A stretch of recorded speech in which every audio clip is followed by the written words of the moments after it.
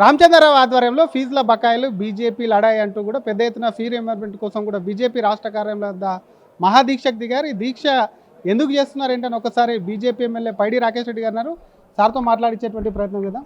Sir, మీరు already దీక్షకు కూర్చున్నారు, ఫీ రియంబర్స్మెంట్ విడుదల చేయాలంటున్నారు, కానీ ఆల్రెడీ కాంగ్రెస్ వాళ్ళు రియాక్ట్ అవుతా ఉన్నారు. దానికి సంబంధించి ఎందుకు బీజేపీ ఈరోజు దీక్ష చేస్తుంది? గతంలో 9,000 కోట్లు ఉన్నాయి, వాళ్ళ బీఆర్ఎస్ మీద ఎందుకు చేయలేదు, మా మీద ఎందుకు చేస్తుంది? మేము ఆల్రెడీ అడ్వాన్స్గా కూడా పెట్టేటువంటి ప్రయత్నం చేస్తున్నామని చెప్పి మీ మీద క్వశ్చన్ చేస్తున్నారు.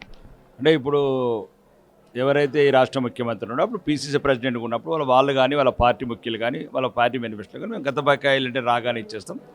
విద్యార్థులు ఎంత ముఖ్యమో, విద్య ఎంత ముఖ్యమో, దేశ భవిష్యత్తు ఎంత ముఖ్యం చెప్పిన సొల్లు చెప్పిన పార్టీ అది, సొల్లు చెప్పిన నాయకుడు. ఇప్పుడు నువ్వే చెప్పినావు, నువ్వే గత ప్రభుత్వాన్ని విమర్శించినావు, ఫీజులు ఇవ్వట్లేదు అనుకుంటే గోడలు ఎక్కినావు, దుంకినావు కదా రేవంత్ రెడ్డి.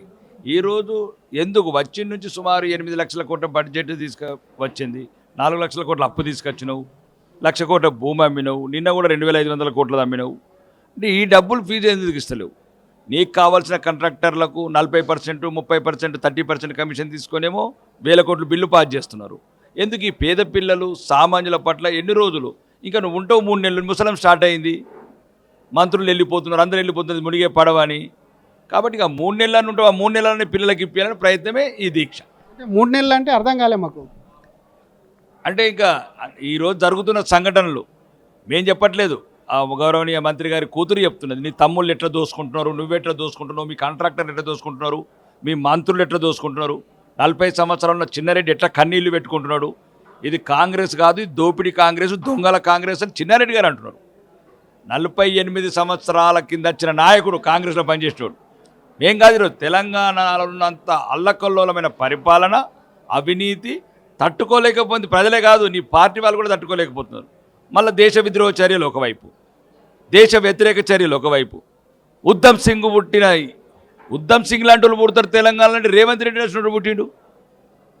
సర్దార్ ఉద్ధమ్ సింగ్ నీకు జలియన్ వాలాబాగ్ చర్య మీద దేశభక్తులని కాల్చినప్పుడు, భారతీయులను కాల్చినప్పుడు 20 ఏళ్ళ తర్వాత తన జీవితాన్ని త్యాగం చేసి లండన్ పోయి కాల్చిన డయ్యర్ని.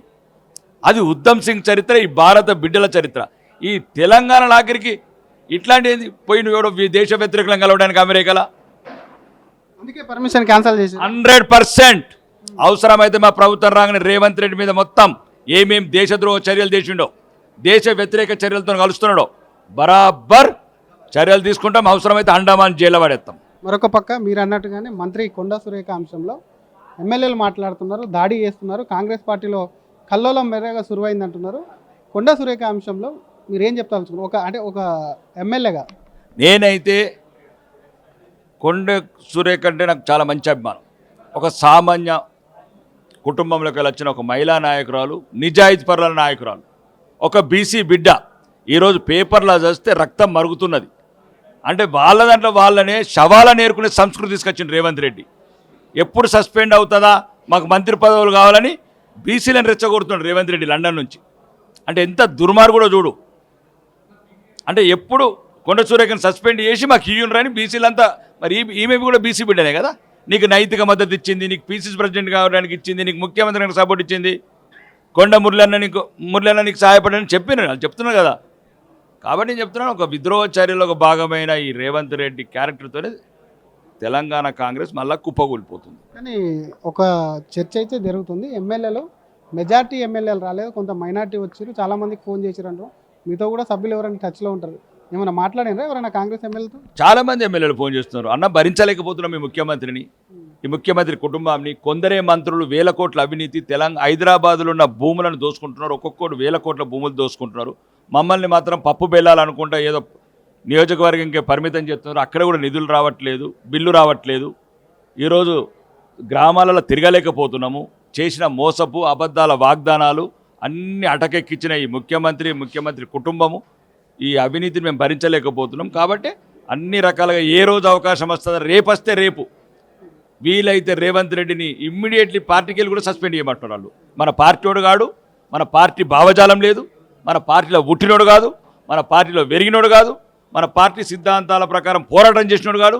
ఎవరెవరో ఒక కుట్రలో భాగం వచ్చి మా పార్టీని సర్వనాశనం చేయడానికి వచ్చిండు. ఇప్పటికే రాహుల్ గాంధీ వాళ్ళ మొత్తం మునిగిపోయిందంటే ఈ రేవంత్ రెడ్డి వల్ల కూడా తెలంగాణలో మొత్తంకి కాంగ్రెస్ నామరూపాలు లేకుండా పోతుందని వాళ్ళు అంటున్నారు. కానీ అదే పార్టీ మీద ఎంపీ గెలిచిండు, ఎమ్మెల్యే గెలిచిండు, మినిస్టర్ అయింది కదా అదే గుర్తు మీద. ఈయన ఒక్కడే గెలిచిండే, ఈ ఒక్కడే ఉన్నాడు ఇంకో లేడీగా, ఈయన ఒక్కడే గెలిచిండే రేవంత్ రెడ్డి. రేవంత్ రెడ్డి 2 సార్లు ఓడిపోయిండు, కొడంగల్ ఓడిపోయిండు, కామారెడ్డి ఓడిపోయినాడు, మల్కాజ్గిరిలో సిట్టింగ్ సీట్ ఓడిపోయింది, మహబూబ్నగర్లో సొంత జిల్లాలో ఓడిపోయినాడు. ఎటువంటి నాయకత్వ లక్షణం లేని ఈ తెలంగాణలో నాయకుడు అంటే రేవంత్ రెడ్డి ఒక్కడే. అదృష్టవంతుల భవిష్యవాణి బుక్ దొరికితే ముఖ్యమంత్రి అయినోడు. కాబట్టి నేను చెప్తున్నాను మొత్తానికి మొత్తం ఇప్పుడు ఇది ఫీజు రింబర్స్మెంటే కావచ్చు, తెలంగాణలో అభివృద్ధి నిరోధకుడే కావచ్చు, ఈ మధ్యన కొత్తగా దేశ వ్యతిరేక చర్యలకు పాల్పడుతున్నారు కావచ్చు, అన్ని రకాలుగా రేవంత్ రెడ్డి విఫలమైన నాయకుడు.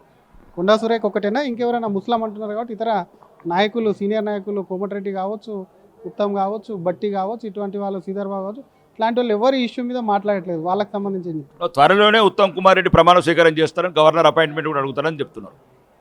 ఉత్తమ్ కుమార్ రెడ్డి గారు త్వరలోనే తెలంగాణ ముఖ్యమంత్రిగా ప్రమాణ స్వీకారం చేస్తున్నాడు. గవర్నర్ గారితో చర్చలు జరుగుతున్నాయి, అక్కడ సిడబ్ల్యూసీలో కూడా చర్చలు జరుగుతున్నాయి. ఈరోజు ఈ పార్టీకి కావాల్సింది ఒక లయబిలిటీ, అంటే కాంగ్రెస్కు నిబద్ధత గల ఒక నాయకుడు కావాలి. ఇతను కంపల్గా పార్టీని అమ్మేసిపోయేటట్టున్నాడు, పార్టీని ముంచేసిపోయేటట్టున్నాడు, ఒక ఇన్ఫర్మేషన్ వచ్చినట్టు అక్కడికి. కాబట్టి త్వరలోనే ఉత్తమ్ కుమార్ రెడ్డి ముఖ్యమంత్రి అవుతూ ఉంటున్నారు. ఎప్పటికైనా ఉత్తమ్ కుమార్ రెడ్డి ముఖ్యమంత్రి అయినా కానీ ఫీజుల రీయింబర్స్మెంట్ ఇవ్వమని కోరుకుంటున్నారు. చివరి ఒక్క మాట, కొండా సుస్మిత చేసినటువంటి ముఖ్యమంత్రి మీద, ఒక సభా నాయకుడి మీద, ఒక పార్టీని ప్రభుత్వాన్ని నడిపించే నాయకుడి మీద ఈ విధంగా వ్యాఖ్యలు చేయడం సరికాదు. అసలు ఎందుకు కొండా సురేఖ తనకు సంబంధం లేదంటే వివరించింది. వాళ్ళ కుమార్తెనే కదా, వాళ్ళ కుమార్తె రాజకీయ కోసమే కదా అనేది. నేనైతే ఒకటి, నాకు వ్యక్తిగతంగా కొండమురళి అంటే ఇష్టం. వ్యక్తిగతంగా పులికి పుట్టిన బుడ్డే పులి. సుస్మిత కూడా మాటలు ఎక్కడ తొట్టుబట్టలేదే. నీ తమ్ముడికి 200 కోట్లు ఎందుకు ఇచ్చినావు ముఖ్యమంత్రి? కళ్ళు ఉన్నవు గింత ఎత్తికెక్కినామని అడిగింది. ఆ కళ్ళు ఎక్కించిన వాళ్ళు మేమే, పీసీసీ ప్రెసిడెంట్ చేసినాం, మేమే సపోర్ట్ చేసినాం. ఈరోజు నీ అవినీతి అహంకారం కాకపోతే సీట్ ఎట్లా డిక్లేర్ చేస్తావు? రేవంత్ రెడ్డి పరకాలకెళ్ళి సీట్ ఎట్లా డిగ్రీ ఎత్తాడు అంటే పార్టీని కంపల్సరీ కాంగ్రెస్ రేవంత్ అని పెట్టుకుంటాడు త్వరలోనే. నిజమైన కాంగ్రెస్ లేదు, ఇప్పుడున్న కాంగ్రెస్ అలా రేవంత్ రెడ్డి పార్టీ మాత్రమే. రేవంత్ రెడ్డి కాంగ్రెసే, అది కాంగ్రెస్ లేదని ఆ అమ్మాయి సుష్మిత గారు అన్న దాంట్లో ఒక ఆవేశం ఉంది, ఆవేదన ఉంది. క్లియర్గా అయిపోయింది. చెప్పమను, ఇప్పుడు మేము కూడా అప్లై చేస్తాం. ఇది మన తమ్ముడికి ఇచ్చినాయి, మాకు కూడా ఇవ్వమను. 200 కోట్లు మేము చెప్పింది కాదు. అట్లాంటి 2 లక్షల కోట్ల అవినీతి చేసిన ఈ ముఖ్యమంత్రిని ఎవరు భరిస్తారు? నిజమైన కాంగ్రెస్ వాదులు ఎవరు భరించలేకపోతున్నారు. రెండోది, కాంగ్రెస్ సంస్కృతే కాదు. నువ్వే నామినేటెడ్ ముఖ్యమంత్రివి. నామినేటెడ్ ముఖ్యమంత్రి పరకాల సభలను పెట్ట చెప్తావు రాబోయే, అంటే నువ్వు సీట్లు డిక్లేర్ ఎత్తున్నావు. అంటే సీట్లు డిక్లేర్ ఎత్తున్నావు, నీకు సోనియా గాంధీ మీద కూడా గౌరవం లేదు, రాహుల్ గాంధీ మీద గౌరవం లేదు, ప్రియాంక గాంధీ మీద గౌరవం. నేను చెప్తున్నా కాంగ్రెస్ వాళ్ళకు, ఒకవేళ రేవంత్ రెడ్డికి సోనియా గాంధీ గారి మీద కానీ, రాహుల్ గాంధీ గారి మీద కానీ, ప్రియాంక గాంధీ గారి మీద కానీ, చివరికి మల్లికార్జున ఖార్గే మా పెద్ద ఆయనకు గౌరవం ఉంటే పరకాల సభలో సీట్ ఎట్ట డిక్లేర్ చేస్తాడు. అంటే మీ కాంగ్రెస్ పార్టీలో నుండి మీ కాంగ్రెస్ మొత్తానికి మొత్తం సముద్రంలో ముంచడానికి ప్రయత్నం చేస్తున్నాడు. తొందరగా మేల్కొనండి, మేలుకొని ఫస్ట్ అది మా పిల్లలకు ఫీజు రింబర్స్మెంట్ ఇవ్వండి. Thank you sir. ఇది అసలు కొండా సురేఖ కుమార్తె సుస్మిత కొండా మురళికి సంబంధించినటువంటి అంశంలో కూడా అసలు కొండా మురళి అంటే తనకు వ్యక్తిగత అభిమానం కాబట్టి కొండా సురేఖ మీద కొంత కుట్ర జరుగుతుందని చెప్తుంది. ఫీజు రియంబర్స్మెంట్ విడుదల చేయాలంటూ తొందరలోనే ముఖ్యమంత్రిని కూడా మారుస్తారు. ఉత్తమ్ ఒకవైపు ప్రమాణ స్వీకారం చేసేందుకు సిద్ధంగా ఉన్నారని చెప్పి బీజేపీ ఎమ్మెల్యే పైడి రాకేష్ రెడ్డి అంటున్నారు.